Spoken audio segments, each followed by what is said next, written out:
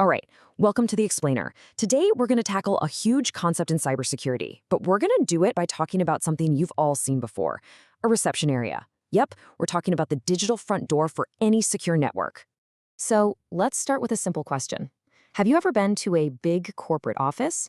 You can't just waltz in off the street and find a desk, can you? No way. Right. First thing you do is stop at the reception desk. It's this controlled buffer zone. It sits right between the busy public street outside and all the private, important stuff happening inside. Well, guess what? A secure computer network has that exact same thing. It's basically a digital reception area.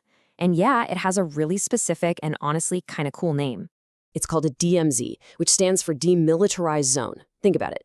It's a special little network that sits right between the wild, unpredictable public internet and the organization's super secure, private internal network. And using one, it's an absolutely fundamental strategy for keeping the important stuff safe. Okay, so let's actually build one of these, conceptually. Let's see how it works. First up, you've got the public internet. That's the outside world, right? It's that busy street outside the office building, just filled with everyone. Good guys, bad guys, you name it. Now, any traffic trying to come in from that street has to get past a security guard first. And in the digital world, that guard is our first firewall. It just stands there, checking everyone out, filtering traffic based on a set of rules, and deciding who even gets to step foot inside the lobby. Okay, so once you're past that first firewall, you're in the DMZ. This is it. This is our digital reception area.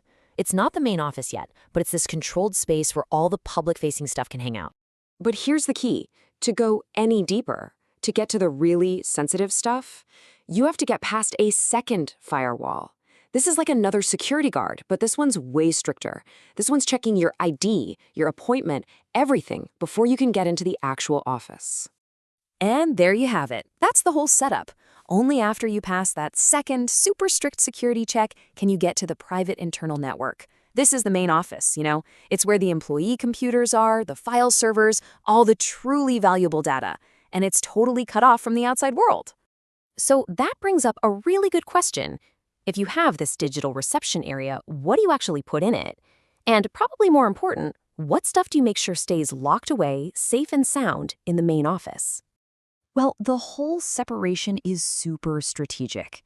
Anything that needs to be seen from the internet, like your company's public website or your mail server, that goes in the DMZ. But the real valuables, the crown jewels, things like your customer database, financial records, all the internal employee systems, all that stuff stays safely tucked away behind that second firewall. And this is the whole point, right? The DMZ is designed to be a kind of sacrificial zone. So let's say a hacker actually manages to break into your web server in the DMZ. Well, even if they do, they're still trapped. They're stuck in the reception area. They've just run smack into another wall, that second firewall, and they still can't get to the really good stuff inside.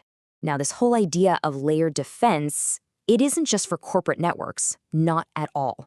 These exact same principles, creating buffer zones, protecting the most critical assets, they apply on a way bigger scale. We're talking international conflicts that are happening right now in the digital world. Let's just look at the ongoing war in Ukraine, which has this huge cyber element to it.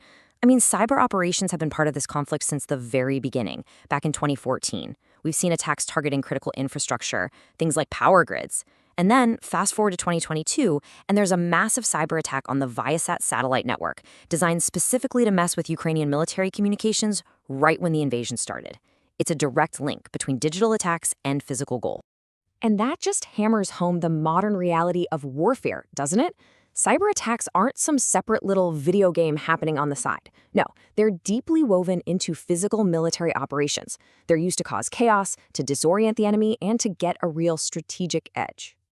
So, okay, let's bring it back. A DMZ is obviously a super powerful tool, but it's not the whole story. It doesn't exist in a vacuum. It's really just one single play in a much, much bigger strategic playbook that every secure organization has to follow. And that playbook? It's the company's security policies. The rules for how you build your DMZ, that's part of your network security policy. But that's just one chapter. You've also got policies that dictate who can access what data, how to decide if data is top secret or just public, and crucially, what on earth you do when an attack actually happens. It covers everything, even physical security and training your people to spot things like phishing emails. And that right there, that gets to the absolute core of it. Good security isn't about building one single perfect, unbeatable wall. It just doesn't work that way. It's about having a smart, layered defense that understands how technology, data, and people all work together, all to protect a company's most important assets. So the big takeaway here is pretty clear. This idea of smart, layered design is absolutely essential for protection, whether you're a giant corporation or a country in a global conflict. And that kind of leaves us with one last thing to think about, right? If these massive, complex organizations need a digital reception area to stay safe, what's protecting your front door?